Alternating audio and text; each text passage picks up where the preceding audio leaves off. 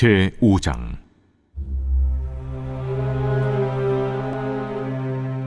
너는 부르짖어보라. 내게 응답할 자가 있겠느냐? 거룩한 자 중에 네가 누구에게로 향하겠느냐? 분노가 미련한 자를 죽이고 시기가 어리석은 자를 멸하느니라. 내가 미련한 자가 뿌리 내리는 것을 보고 그의 집을 당장에 저주하였노라. 그의 자식들은 구원에서 멀고 성문에서 억눌리나 구하는 자가 없으며, 그가 추수한 것은 줄인 자가 먹되 덫에 걸린 것도 빼앗으며, 올무가 그의 재산을 향하여 입을 벌리느니라. 재난은 티끌에서 일어나는 것이 아니며 고생은 흙에서 나는 것이 아니니라. 사람은 고생을 위하여 났으니 불꽃이 위로 날아가는 것 같으니라. 나라면 하나님을 찾겠고 내 일을 하나님께 의탁하리라. 하나님은 헤아릴 수 없이 큰 일을 행하시며 기이한 일을 셀 수 없이 행하시나니, 비를 땅에 내리시고 물을 밭에 보내시며 낮은 자를 높이 드시고 애곡하는 자를 일으키사 구원에 이르게 하시느니라. 하나님은 교활한 자의 계계를 꺾으사 그들의 손이 성공하지 못하게 하시며, 지혜로운 자가 자기의 계략에 빠지게 하시며 간교한 자의 계략을 무너뜨리시므로, 그들은 낮에도 어두움을 만나고 대낮에도 더듬기를 밤과 같이 하느니라. 하나님은 가난한 자를 강한 자의 칼과 그 입에서 또한 그들의 손에서 구출하여 주시나니, 그러므로 가난한 자가 희망이 있고 악행이 스스로 입을 다무느니라. 볼지어다, 하나님께 징계받는 자에게는 복이 있나니, 그런즉 너는 전능자의 징계를 업신여기지 말지니라. 하나님은 아프게 하시다가 싸매시며 상하게 하시다가 그의 손으로 고치시나니, 6가지 환난에서 너를 구원하시며 7가지 환난이라도 그 재앙이 내게 미치지 않게 하시며, 기근 때의 죽음에서 전쟁 때의 칼의 위협에서 너를 구원하실 터인즉, 내가 혀의 채찍을 피하여 숨을 수가 있고 멸망이 올 때에도 두려워하지 아니할 것이라.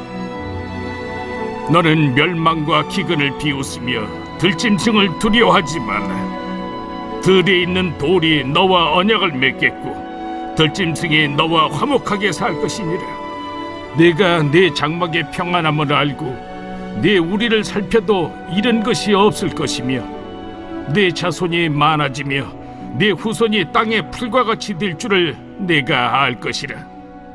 내가 장수하다가 무덤에 이르리니 마치 곡식단을 제때에 들어올림 같으니라. 볼지어다, 우리가 연구한 바가 이와 같으니 너는 들어보라. 그러면 네가 알리라.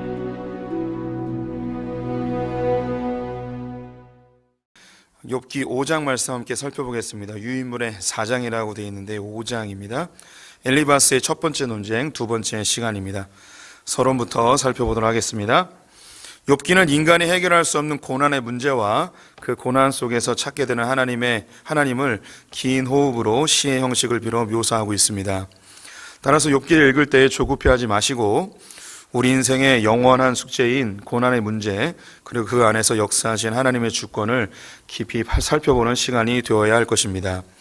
1장과 2장은 욥기의 서론으로 욥이 당한 고난의 이유를 이야기하고 있습니다. 욥은 물질 세계에서의 인과응보로 고난을 당한 것이 아니었습니다. 욥이 당한 고난의 소식을 들은 세 친구는 욥을 위로하기 위해 찾아왔죠. 욥은 자신의 생명과 탄생을 한탄하며 죽기를 소망할 정도로 힘든 상황이었습니다. 친구들은 지혜자로 등장하지만 욥의 고난을 인과응보로밖에 해석할 수 없었습니다. 결국 27장까지 긴 논쟁만이 이어집니다. 이 세상의 지혜로 인간이 당한 고난의 의미를 다 찾을 수 없음을 보여주고 있습니다. 옆에 도표를 보시면 우리가 욥기의 전체 그림을 볼 수가 있습니다. 우리는 논쟁 세 개의 사이클에 와 있는데요. 엘리바스와 빌다, 소발이 3번에 걸쳐서 욥과 논쟁을 하게 됩니다. 그들이 생각하는 욥의 고난은 죄로 인한 고난이라고 생각을 했습니다. 여기에서 더 이상 벗어날 수가 없었죠. 이것은 구약의 율법에 매여 있는 사람들이 생각할 수 있는 고난의 이유입니다. 하지만 신약에 넘어오게 되면 예수님이 십자가에 달려 죽으심, 그건 역시 율법주의자들은 예수님이 죄가 있기 때문에 십자가에 달려 죽었다고 평가를 하였습니다. 하지만 예수님은 죄 없는 분이셨고 또한 우리의 고난 역시 새로운 시각으로 바라보게 됩니다. 그래서 우리의 고난은 십자가를 통해서 다시 재해석해야 합니다. 우리 성도님들께서 내게 찾아오는 고난에 대하여 내 죄 때문에 분명하게 선명하게 드러나는 그런 고난이 있기도 하지만 거의 대부분은 해석하기 참 쉽지 않습니다. 이때 우리 성도님들이 십자가로 이 고난을 바라보는 훈련이 계속되어야 합니다. 그래서 고난이 유익이 되고 고난이 때로는 기쁨이 되고 고난의 날을 정결케 하고 성장하고 하나님께로 가까이 가게 하는 이 고난을 통하여 우리 안에 일어나는 놀라운 유익들을 바라볼 수 있는 눈을 가지셔야 됩니다. 그래서 고난을 두려워하지 않고 또 고난을 피하기 위하여 종교를 혹은 하나님을 조종하고 이용하는 사람들이 아니라 하나님의 주권 속에서 이 고난도 나에게 유익하다는 것을 깨닫고 십자가에 동참하는 그런 성도들이 되셔야 할 것입니다. 그래서 이 욥기는 이 십자가로만 해석할 수 있는 그런 성경입니다. 계속 가볼게요. 욥과 첫 번째로 논쟁하는 사람은 나이가 제일 많은 대만 사람 엘리바스였습니다. 엘리바스는 친절하고 부드럽게 욥에게 위로와 더불어 자신의 죄를 돌아보기를 권면을 하고 있죠. 그래서 6가지의 주제로 이야기를 해 나가고 있습니다. 우리가 지난 시간에 1번부터 3번을 봤습니다. 환난을 당하더니 신앙이 바뀌었구나. 악한 사람은 반드시 망하는 것이 세상의 이치이다. 비천한 인간은 창조주와 견줄 수 없다. 그래서 오늘 5장에서는 어리석은 사람은 반드시 망한다. 겸손히 하나님께 용서를 구해라. 하나님은 환난을 주시지만 회복도 주신다. 이 3가지를 살펴보겠습니다. 4장에 이어 5장에서도 엘리바스의 이야기가 이어지네요. 우리 1절부터 7절까지 다시 한번 교독해 보도록 하겠습니다. 우리 성도님들이 먼저 읽어봐 주세요. 시작. 너는 부르짖어 보라. 내게 응답할 자가 있겠느냐? 거룩한 자 중에 내가 누구에게로 향하겠느냐? 분노가 미련한 자를 죽이고 시기가 어리석은 자를 멸하느니라. 내가 미련한 자가 뿌리 내리는 것을 보고 그의 집을 당장에 저주하였노라. 그의 자식들은 구원에서 멀고 성문에서 억눌리나 구하는 자가 없으며 그가 추수한 것은 줄인 자가 먹되 덫에 걸린 것도 빼앗으며 올무가 그의 재산을 향하여 입을 벌리느니라. 재난은 티끌에서 일어나는 것이 아니며 고생은 흙에서 나는 것이 아니니라. 사람은 고생을 위하여 났으니 불꽃이 위로 날아가는 것 같으니라. 1번입니다. 엘리바스는 분노하는 사람과 시기하는 사람이 어떻게 된다고 하나요? 죽고 멸망당한다. 이렇게 이야기하고 있습니다. 앞에서 욥이 하나님 앞에 막 자기 죽고 싶다고 그렇게 분노하는 그 부분을 이야기하고 있습니다. 너 그렇게 하나님께 분노하면 너 멸망당한다. 이런 이야기이죠. 설명 들어가 보도록 하겠습니다. 욥이 도둑들에 의해 모든 재산을 잃고 천재지변으로 인해 자식들을 다 잃었다는 소식을 들은 친구들이 멀리서 찾아왔습니다. 그들이 도착하였을 때에 욥은 온몸에 심한 종기로 인해 사경을 헤매고 있었습니다. 몰골이 처참하게 변해버린 욥을 보고 친구들은 아무 말도 할 수 없었고 일주일의 시간이 지나가 버렸습니다. 긴 침묵을 깬 것은 욥의 탄식이었습니다. 욥은 자신의 탄생과 생명을 저주하며 이런 큰 고통을 겪느니 차라리 죽었으면 좋겠다고 공허한 한탄을 쏟아냈습니다. 이 이야기를 듣고 있던 친구들 중에서 나이가 제일 많은 대만 사람 엘리바스는 목구멍까지 차오르는 속마음을 이야기하기 시작합니다. 4장에서 5장으로 이어진 엘리바스의 이야기는 온유하고 친절하게 시작됩니다. 하지만 그 내용은 결코 친절하지 않았습니다. 오늘 이제 4번째 엘리바스의 논쟁, 4번째입니다. 어리석은 사람은 반드시 망한다. 엘리바스는 욥이 당한 고난의 원인을 죄에서 찾았습니다. 물질주의 세계에서 너무나 자연스럽게 찾는 고난의 이유이죠. 원인이 있어야 결과가 있다는 것입니다. 엘리바스는 죄 없이 망한 자가 없다고 단정하면서 뿌린 대로 거둔다는 일반 원칙을 욥에게 적용하려 하였습니다. 그러면서 하나님 앞에서 죽고 싶다는 말을 함부로 하지 말고 죄를 고백하고 하나님께 용서를 구하라고 권면합니다. 그러면 은혜가 많으신 하나님께서 회복시켜 주실 것이라고 말하고 있습니다. 오늘 읽은 본문을 다시 재해석해서 다시 읽어보겠습니다. 그래 자네 하나님께 죽여달라고 원망하고 불평하였지 다시 한번 소리쳐보게 누가 자네의 소리를 듣겠나?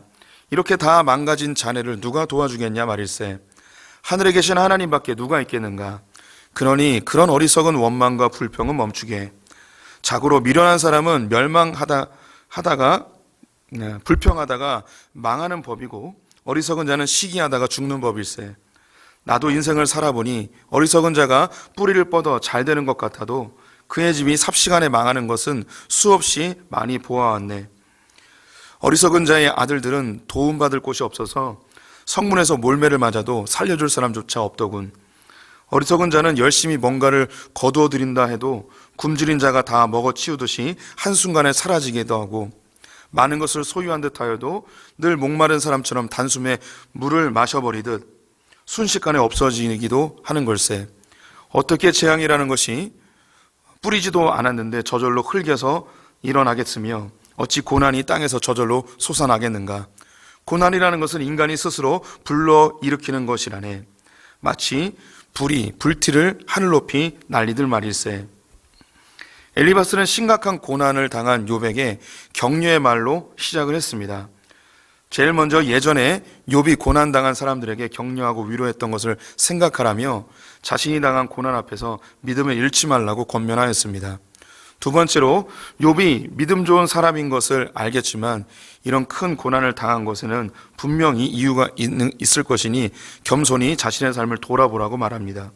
세 번째로 티끌과 같은 인간이 크고 거룩하신 하나님 앞에서 원망과 불평을 하는 어리석은 행동을 해서는 안 된다고 권면합니다. 이에 엘리바스는 하나님께 살아있는 것을 저주하며 하나님에 대해 불평하고 있는 욥에게 하나님밖에 도와주실 분이 없다는 사실을 인지시키면서 겸손하라고 강한 어조로 당부하고 있습니다.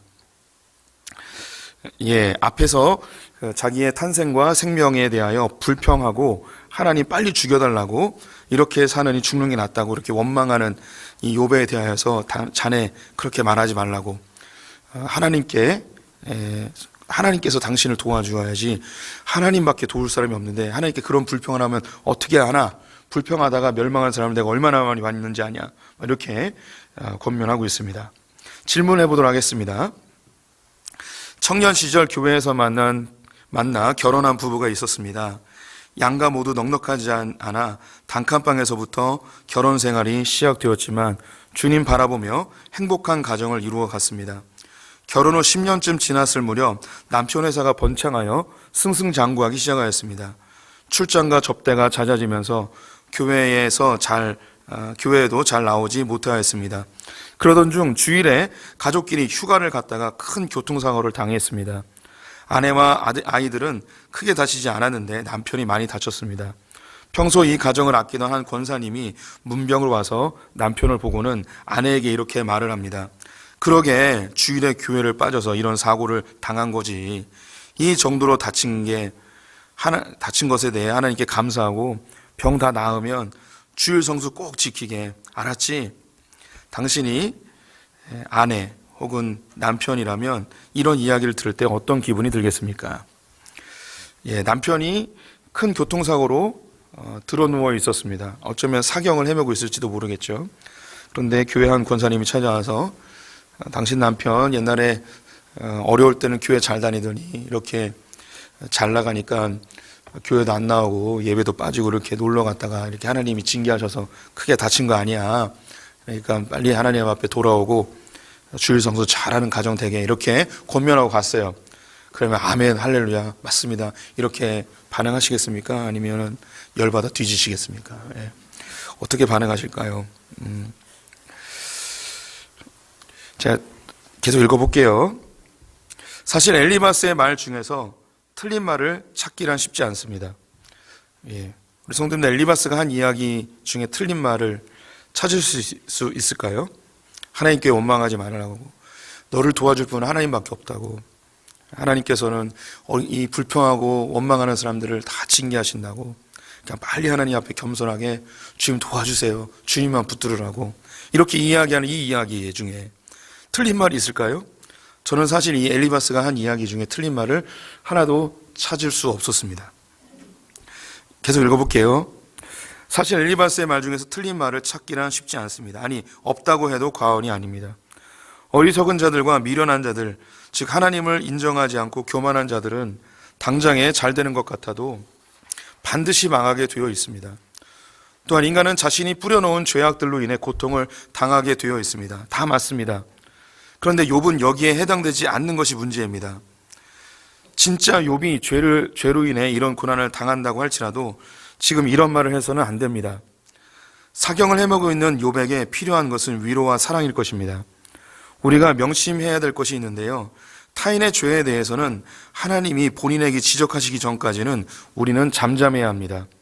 우리는 선지자 노릇을 하기보다는 아버지의 뜻대로 행하는 자가 되어야 할 것입니다. 네, 엘리바스가 한 이야기 틀린 말 아닙니다. 저는 목사이기 때문에 고난당한 성도들에게 사실 이런 이야기 여러 번 할 기회가 있습니다. 그런데 엘리바스는 이 상황에서 이런 이야기를 해서는 안 됩니다.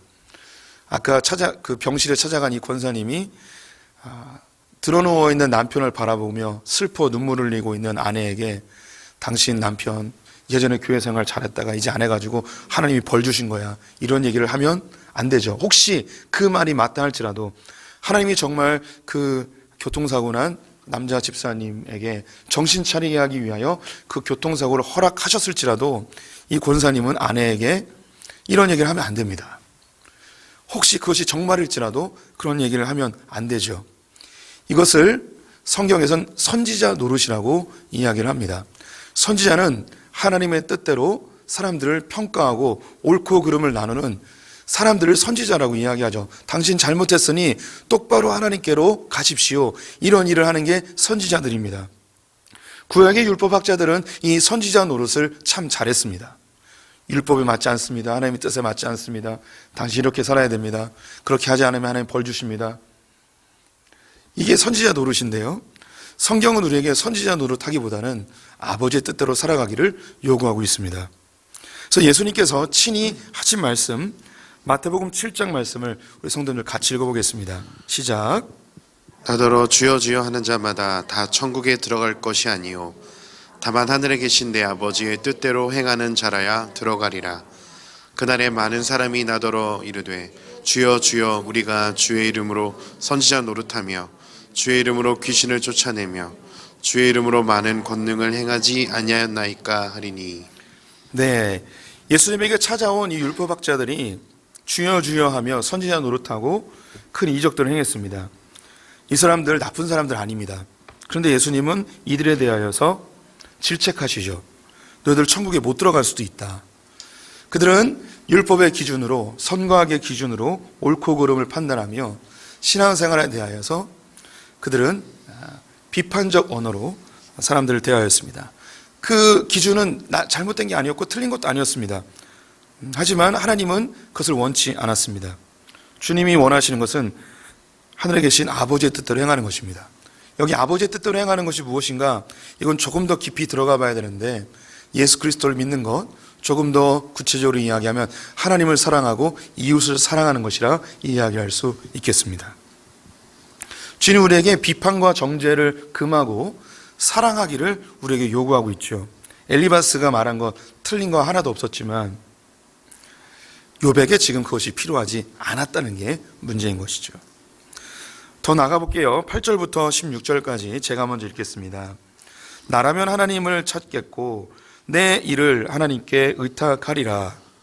하나님은 헤아릴 수 없이 큰 일을 행하시며 기한 일을 셀 수 없이 행하시나니 비를 땅에 내리시고 물을 밭에 보내시며 낮은 자를 높이 드시고 애곡하는 자를 일으키사 구원에 이르게 하시느니라. 하나님은 교활한 자의 계교를 꺾으사 그들의 손이 성공하지 못하게 하시며 지혜로운 자가 자기의 계략을 빠지게 하시며 간교하는 자의 계략을 무너뜨리심으로 그들은 낮에도 어두움을 만나고 대낮에도 더듬기를 밤과 같이 하느니라. 하나님은 가난한 자를 강한 자의 칼과 그의 입에서 또한 그들의 손에서 구출하여 주시나니 그러므로 가난한 자가 희망이 있고 악행이 스스로 입을 다무느니라. 2번입니다. 엘리바스는 욥에게 하나님을 찾고 하나님께 의탁하라고 말하였습니다. 그렇다면 욥은 하나님을 찾았을까요? 안 찾았을까요? 이렇게 죽을 지경이 됐는데 하나님 분명히 찾았겠죠. 그런데 욥이 하나님 앞에 불평하고 원망하는 것을 듣고는 이 엘리바스는 그 고통 중에 신음하던 욥의 그 이야기 잠깐 듣고서 하는 말이 뭐냐면, 너 하나님을 찾아야 돼. 너 하나님께 기도해야 돼. 이렇게 권면을 하고 있습니다. 다섯 번째 논쟁, 겸손히 하나님을 찾으라. 엘리바스는 7일 동안 신음하며 고통스러워하던 욥이 자신의 생명과 탄생을 저주하며 하나님께 죽여달라고 불평하는 것을 들었습니다. 엘리바스가 생각할 때 이렇게 힘든 상황에서 믿음의 사람이라면 하나님을 찾고 하나님께 의탁해야 할 것이라고 생각했습니다. 엘리바스는 욥에게 큰 일을 행하시는 분, 기이한 일을 셀 수 없이 행하시는 능력이 하나님께 기도하라고 권면합니다. 하나님께 기도하면 구원해 주실 것이라는 것이죠. 본문을 다시 재해석해 보겠습니다. 내가 자네 같으면 하나님을 찾겠네. 이 어려운 사정을 하나님께 말씀드려 보겠네. 그분은 한없이 엄청난 일을 하시는 분이 아닌가. 이루 다 헤아릴 수 없는 놀라운 일을 하시는 분이 아닌가. 땅에 비를 내리시고 들에 물을 쏟아주시는 분이 아닌가. 낮은 자를 높이시고 억눌린 자에게 해방의 기쁨을 주시는 분이 아닌가. 교활한 자의 꾀를 부수시며 아무것도 이루지 못하게 하시는 분이 아닌가.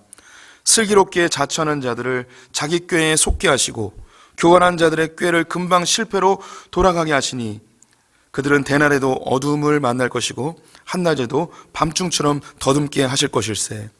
하지만 하나님은 의지할 데 없는 가련한 자들을 건져주시는 분일세. 가난한 자를 강한 자들의 폭력과 간사하며 그들의 손아귀에서 구원하는 분이 아닌가. 그러므로 하나님은 가난한 이들에게 희망이시라네. 엘리바스는 하나님께 불평과 원망을 쏟아내고 있는 욥에게 기도하라고 권면하고 있습니다. 하나님께 기도해야 되는 이유를 나열하는데요. 첫 번째, 하나님은 무한한 능력을 가지신 분이시다. 두 번째, 하나님은 자연을 주관하시는 분이시다. 세 번째, 하나님은 낮은 자를 높이시고 슬퍼하는 자를 일으키시는 분이시다. 네 번째, 하나님은 악인이 성공하지 못하도록 막으시는 분이시다. 다섯 번째, 하나님은 악인의 계략을 무너뜨리는 분이시다. 여섯 번째, 하나님은 악인에게서 약한 자들을 보호하시는 분이시다. 이런 하나님을 이야기하면서 하나님께 기도하라고 권면하고 있습니다. 질문 또 해보겠습니다. 갑자기 경제적으로 힘들어진 집사님이 담임 목사님을 찾아 상담을 요청했습니다. 이것저것 다 해보았지만 도무지 어려운 시기를 뚫고 나갈 힘이 없다며 정말 하나님이 계시는지, 왜 하나님이 안 도와주시는지 답답하다고 고백하였습니다. 그때 담임 목사님이 이 집사님에게 이렇게 이야기를 하였습니다. 집사님, 믿음이 많이 약해지셨네요. 전능하신 하나님을 신뢰하십시오. 기도하세요. 기도로 이겨내세요. 집사님은 이 말을 듣고 기분이 좋지 않았습니다. 다 맞는 말인데 기분이 좋지 않았습니다. 왜 기분이 좋지 않았을까요? 네, 이런 이야기 우리 성도님들도 저에게 들을 수 있습니다. 혹은 성도님들도 다른 집사님과 성도님들에게 이야기할 수 있죠. 너무 힘들어요. 이것저것 다 해봤어요. 근데 내가 기도하는 건 못 봤거든요. 근데 막 하나님께 불평하고 하나님 어디 계시냐고 원망하고 있는 그 사람에게, 아유 집사님 믿음이 많이 약해졌네. 기도해야지. 기도로 이겨내야지. 이렇게 이야기할 수 있습니다. 저도 그렇게 많이 이야기한 것 같습니다. 엘리바스가 이야기한 거 틀린 말이 하나도 없습니다. 다 맞는 말입니다. 그런데 욥은 기분이 나빴습니다. 여기 담임 목사님을 찾아온 이 집사님도 기분이 나빴습니다. 이 집사님 담임 목사님 왜 찾아왔을까요? 담임 목사님까지 찾아올 정도면 그동안 기도 많이 한 사람이죠.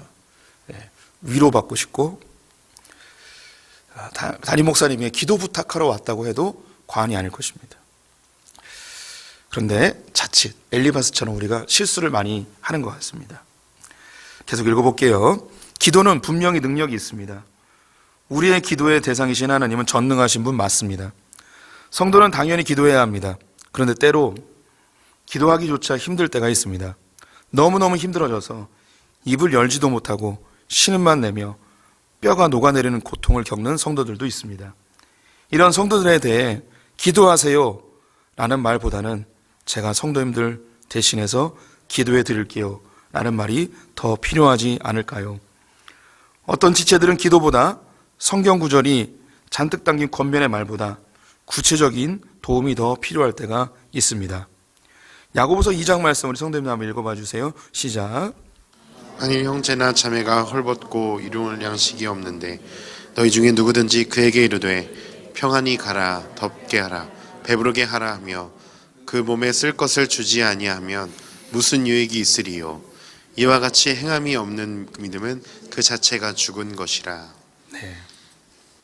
힘들어하고 있는 지체에게 기도하세요 라는 말보다 제가 집사님을 위해서 기도하고 있습니다. 힘내세요. 이 말이 더 필요하지 않을까 싶습니다. 경제적으로 어려운 누군가에게 기도로 이겨내세요 라는 말보다 조용히 적은 액수랄지라도 그 사람의 필요를 채워줄 수 있는 그런 성도가 되어야 되지 않을까 싶습니다. 똑같은 말인데 그 상황과 그 사람이 처한 상태에 따라서 그 말이 독이 될 수도 있고 그것이 격려가 되어줄 수도 있는 것 같습니다. 그래서 단순히 공식처럼 힘들 땐 기도해라 이 말이 아니고 그 마음 깊이 헤아릴 수 있는 이제 뒤에 나오는데 아버지 하나님의 마음이 우리에게 필요한 것 같습니다. 17절부터 27절까지 교독해 보겠습니다. 성도님들이 먼저 읽어봐 주세요. 시작. 볼지어다 하나님께 징계받는 자에게는 복이 있나니 그런즉 너는 적는 자의 징계를 없인 여기지 말지니라. 하나님은 아프게 하시다가 싸매시며 상하게 하시다가 그의 손으로 고치시나니 환난에서 너를 구원하시며 7가지 환난이라도 그 재앙이 내게 미치지 않게 하시며 기근 때의 죽음에서 전쟁 때의 칼의 위협에서 너를 구원하실 터인즉 내가 혀의 채찍을 피하여 숨을 수가 있고 멸망이 올 때에도 두려워하지 아니할 것이라. 너는 멸망과 기근을 비웃으며 들짐승을 두려워하지 말라. 들에 있는 돌이 너와 언약을 맺겠고 들짐승이 너와 화목하게 살 것이니라. 내가 내 장막의 평안함을 알고 내 우리를 살펴도 잃은 것이 없을 것이며 내 자손이 많아지며 내 후손이 땅의 풀과 같이 될 줄을 내가 알 것이라. 내가 장수하다가 무덤에 이르리니 마치 곡식단을 제때에 들어올림 같으리라. 볼지어다 우리가 연구한 바가 이와 같으니 너는 들어보라. 그러면 내가 알리라. 3번입니다. 엘리바스는 요백의 한 위로가 아닌 것은 무엇일까요? 1번 하나님께 징계받은 자에게 복이 있다. 2번 기근과 전쟁에 너를 구원하실 것이다. 3번 내 장막과 우리에서 잃은 것이 없을 것이다. 4번 내 자손이 많아질 것이다. 5번 내가 장수하다가 무덤에 이르게 될 것이다. 4번 주님과 더욱 친밀해질 것이다. 아닌 것은 6번입니다. 그런데 우리 성도님들 여기 써 있는 거 잘 보시면 욥기가 마무리될 때 엘리바스가 이야기한 게 다 이루어집니다. 하나님께 징계받는 게 복이라는 것을 인정하게 되고요. 하나님께서 그의 장막과 우리의 잃은 것이 없도록 갑절로 갚아주십니다. 자식들도 더 많아지고요. 그가 장수하다가 무덤에 이르게 됩니다. 이 엘리바스가 이야기한 거 그대로 다 이루어지거든요. 그런데 이 이야기를 들었던 욥은 기분이 나쁩니다. 이게 참 다 맞는 말인데 욥은 굉장히 이 말을 듣고 아파합니다. 신기하죠. 다 맞는 말이 위로가 안 되는 거예요. 이게 참 어려워요. 엘리바스의 논쟁 6번째, 환난을 주시지만 회복도 주시는 하나님. 엘리바스는 자신의 첫 번째 이야기를 마무리하면서 욥에게 권면의 말을 하고 있습니다. 그 내용은 지금 환난을 당하고 있지만 그 자체가 하나님의 복이라는 것입니다. 왜냐하면 하나님이 이 모든 환난에서 건져주실 뿐만 아니라 회복시켜 주실 것이기 때문이라는 것입니다. 본문을 다시 해석해 보도록 하겠습니다. 여보게 하나님께 징계를 받는 사람은 그래도 복된 사람이라네. 그러니 전능하신 하나님께 꾸지람이 받을 때에 붕괴하지 말게나. 하나님은 때리시기다가도 그 상처를 싸매 주시는 분이 아니던가. 손수 벌을 주시다가도 또 손수 어루만져 주시는 분이 아니던가. 6번씩이나 고통 속에 빠져든다 해도 그분은 거저 주시는 분일세. 아니 7번씩이나 불행을 당한다 해도 그 불운으로 쓰러지지 않게 하시는 분이시지. 설령 기근이 든다 해도 굶어 죽게 내버려 두시지 않으시며 전쟁이 일어난다 해도 칼날에 쓰러져 죽게 그냥 두시지 않는 분일세. 저주와 비방을 받는다 해도 피할 수 있게 해주시니 멸망이 온다 해도 두려워하지 말게나. 주님을 잘 믿으면 약탈과 기근도 웃어넘길 수 있고 들짐승도 두렵지 않을 걸세. 자네는 들 귀신들, 들에 있는 돌이라고 되어 있는데요, 이걸 귀신들이라고 번역하는 게 더 맞을 수 있습니다. 들 귀신들이나 들짐승들도 자네를 해치지 못할 걸세. 그러면 자네는 집에서 걱정 없이 살게 되겠지. 자네 집안 어디를 둘러보아도 무엇 하나 잃어버린 것이 없을 걸세. 또 자식들이 엄청나게 불어날 것이고 자네 후손들도 땅에서 자라나는 들풀처럼 무성하게 많아질 걸세. 무르익은 곡식단이 거둘 때가 되어 타작 마당에 운반되듯이 자네는 천수를 다 누리고 나서야 무덤으로 옮겨질 걸세. 여복의 욥. 이것은 우리가 오랫동안 생각하고 또 궁리한 것이라네. 부디 이 사실을 자네가 받아들였으면 하네. 엘리바스는 자신이 깨달은 영적인 지혜를 설명하고 있습니다. 맨 끝에 구절이 제일 중요한데요, 맨 끝에 구절에 제가 27절 다시 읽어드리면, 볼지어다 우리가 연구한 바가 이와 같으니 너는 들어보라. 그러면 내가 알리라. 자신들이 연구한 것을 말하고 있는 거예요. 깨달은 것을 이야기한 거죠. 계속 읽습니다. 그는 하나님을 묵상하고 하나님의 영적 세계를 연구하여 나름대로의 지혜를 얻은 것입니다. 하나님은 한 영혼의 생사화복을 주관하시는 분이심을 깨달은 것이죠. 지금 환난을 당한다 할지라도 감당할 시험밖에 허락지 않으시고 시험 당할 쯤에 피할 길을 내시는 분이라는 것을 깨달았습니다. 지금 고난을 당한다 할지라도 나중에 갑절로 갚아주신 하나님을 깨달았습니다. 그렇기 때문에 환난이 찾아왔을 때에 하나님을 원망하거나 불평하지 말고 하나님께 겸손히 엎드리라고 권면하고 있는 것입니다. 이것도 다 맞는 말입니다. 하나도 틀린 말 없습니다. 그런데 욥은 전혀 위로가 되지 않았습니다. 질문입니다. 어느 목사님이 개척을 하고 5년이 지났습니다. 개척하고 1년 만에 30명의 성도로 부흥을 하여 기대감이 많았습니다. 그런데 이런저런 이유들로 성도님들이 다 빠져나가고 이제 가족들과 몇 안 되는 성도님들이 예배를 드리고 있습니다. 가지고 있던 재정도 바닥이 나기 시작했고 건물주는 월세를 올려달라고 하였습니다. 너무 답답한 나머지 이웃에 있는 어른 목사님을 찾아가 상담을 하였습니다. 그 어른 목사님은 젊은 목회자에게 이런 조언을 합니다. 목사님, 금식 기도해 보셨나요? 그렇게 걱정하지 말고 죽기 살기로 강단에서 금식하며 기도하세요. 부흥은 하나님께 달려있는 것입니다. 죽기 살기로 기도하세요. 저도 목회하면서 여러 어려운 시절이 있었습니다. 그때마다 금식으로 기도했습니다.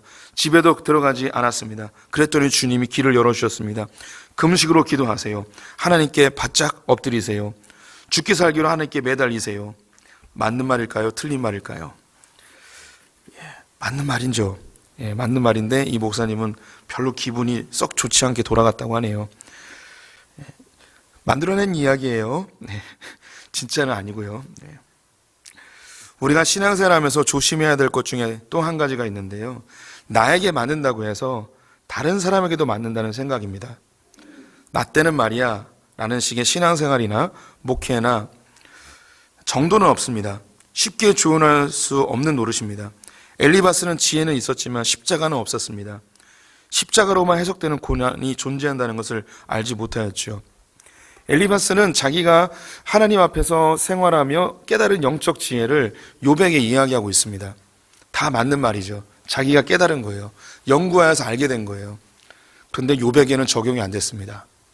욥의 고난은 인간의 죄로 인한 고난이 아니었기 때문에 이 좋은 이야기가 하나도 적용이 되지 않습니다.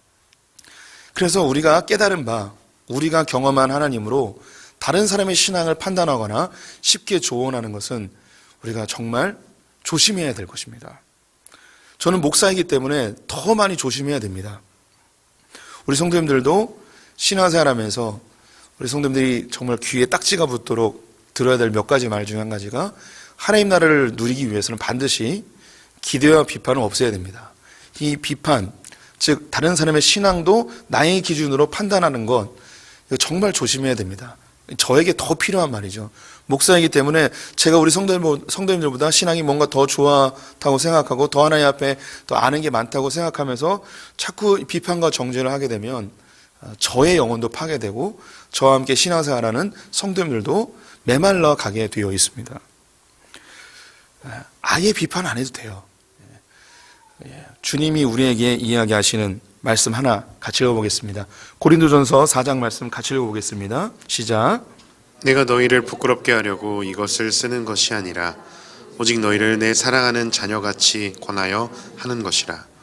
그리스도 안에서 일만 스승이 있으되 아비는 많지 아니하니 그리스도 예수 안에서 내가 복음으로써 내가 너희를 낳았음이라. 네. 성경은 우리에게 스승이 되지 말고 선생이 되지 말고 아비가 되라고 이야기합니다. 하나님 아버지의 마음으로 봐야 합니다. 우리 지체들 중에 좀 뒤처진 사람도 있고 예전에는 열심히 하다가 낭망하여 쓰러지는 사람도 있고 또 때로는 실제적인 죄에 머물러 있는 사람들도 있을 수 있습니다. 그런데 이런 지체들에 대하여서 하나님 아버지의 마음이 아니라 탕자의 비유에 나오는 큰 형의 마음으로 바라볼 때가 굉장히 많이 있습니다. 하나님의 아버지 마음이면 이 잃어버린 둘째 아들이 돌아오는 것 자체로 너무너무 기쁜 거죠. 그런데 형의 입장에서는 이 둘째 동생의 행동 하나하나가 다 정죄의 대상, 비판의 대상, 판단의 대상이 되는 거예요. 우리가 먼저 된 스승의 입장, 선생의 입장으로 보면 우리의 잣대로 칼질을 안 당할 사람이 아무도 없을 것입니다. 근데 아비의 마음, 하나님 아버지의 마음으로 대하면 품어줄 수 있어요. 기다려줄 수 있어요. 용납할 수 있고요. 하나님의 마음으로 사랑할 수 있습니다. 이 엘리바스가 욥에 대하여서 했던 이야기 다 맞는 말인데 욥에게는 어울리지 않는 말이었습니다. 우리가 깨달은 또 우리가 하나님 앞에서 내가 옳다고 생각하는 것이 우리 지체들의 상황을 정확히 알지 못하면 오히려 더 큰 상처로 다가올 때가 있습니다. 여기 나와 있는 예들은 다 만들어낸 이야기입니다. 한 가지 진짜 이야기 하나 해드리겠습니다. 전에 있던 교회의 성도님이 암에 걸리셨습니다. 너무너무 아프고 힘들고 그래서 교회가 전체적으로 다 기도해주고 막 그랬습니다. 그런데 병이 호전되지 않고 더 악화되어 가고 있었습니다. 근데 담임 목사님이 신방을 왔습니다. 병원에. 근데 이 집사님이 담임 목사님을 보고서 뭐라고 이야기했냐면 목사님 저 죽기 싫어요. 저 죽기 싫어요. 저 살고 싶어요. 막 이렇게 얘기한 거예요. 근데 그 담임 목사님이 뭐라고 얘기했냐면 집사님 믿음 없는 소리 하지 마세요. 더 좋은 천국으로 가는데 이렇게 믿음 없는 소리 하면 어떡하냐고. 그리고 기도해주고 가셨습니다. 이 집사님이 너무 화가 난 거예요. 너무 화가 나가지고. 근데 왜 화가 났을까요? 그러면 이 집사님이 왜 살고 싶다고 얘기했을까요? 이 집사님이 아직 40대였습니다. 아들하고 딸이 있었는데 고등학생, 중학생이었습니다. 이 아이들을 놓고 갈 수가 없는 거예요. 근데 몸은 점점 아파오고 암세포는 점점 퍼지고 치료는 안 되고 점점 죽어가는데 죽을 수가 없는 거죠. 애들을 놓고 어떻게 죽겠어요? 아이고 참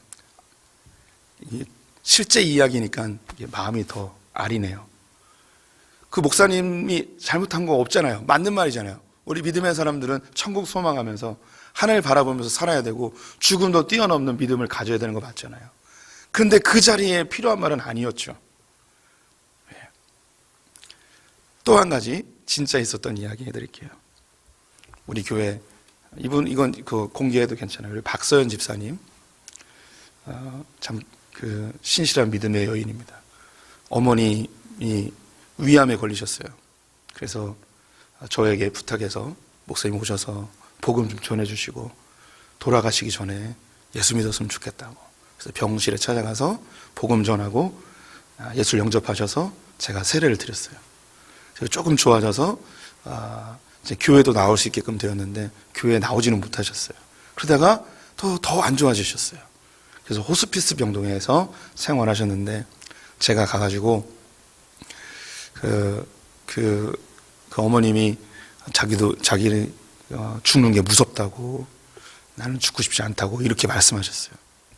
제가 뭐라고 얘기했냐면 아유 어머님 제 60, 80 넘도록 사셨는데 뭘 더 살 게 있으시다고 더 좋은 천국 가시는데 뭐 이렇게 무서워하시냐고 기뻐하시라고 요따위 얘기를 한 거예요 제가. 그랬더니 이 어머님이 정색을 하시면서 화를 내시는 거예요. 죽긴 누가 죽냐고. 죽긴 누가 죽냐고. 그때 제가 이 목회를 한 지 얼마 안 됐을 때여서 그때 알았어요.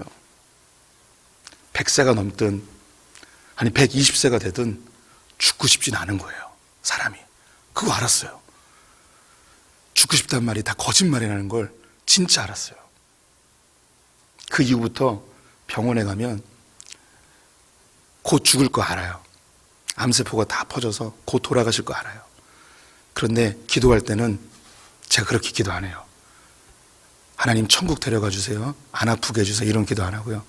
하나님 빨리 나와서 같이 예배 드리게 해달라고. 하나님의 뜻과는 정반대의 이야기지만 하지만 그 병실에 누워서 하루라도 더 살고 싶어하는 그 영혼의 신음에 동참하는 기도를 해주고 있습니다.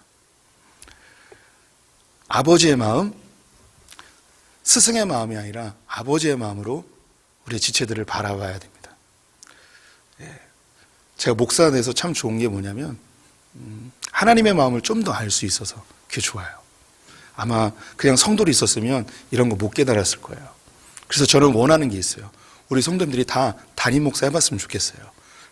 그래서 하나님 아버지의 마음을 더 이렇게 많이 느꼈으면 좋겠습니다. 농담으로 듣지 마세요. 진짜 다 해보셨으면 좋겠어요. 그러니까 그 담임 목사가 돼서 얻는 그 유익이 있어요. 우리 성도님들에게 사실 불가능한 일이죠. 그런데 제가 교육자들에게 종종 얘기해요. 우리 교육자들은 담임 목사 되는 거 열망하셔야 돼요. 여기 담임 목사 안 하겠다고 뻗팅기는 몇 명이 있어서 담임 목사 되기를 열망하셔야 돼요. 우리 교육자들이 있으니까 제가 말하는 거예요. 진짜 열망하셔야 돼요. 왜냐하면 담임 목사가 되는 걸 열망한다는 건 뭐냐면 하나님의 마음을 예수 그리스도를 더 많이 알아가는 제일 좋은 방법이기 때문이에요. 그래서 그냥 그렇게 부교육자다가 그냥 사역을 마무리해야지. 내가 담임 목사 하고 싶다고 해서 담임 목사 되는 건 아니지만 그래도 열망하세요. 더 주님을 알아가고자 하는 그 자리까지 이르기를 열망하셨으면 좋겠어요.